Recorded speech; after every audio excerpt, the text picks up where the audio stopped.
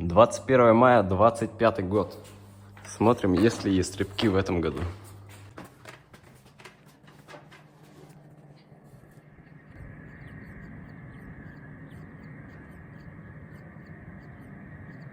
Вот такие красивые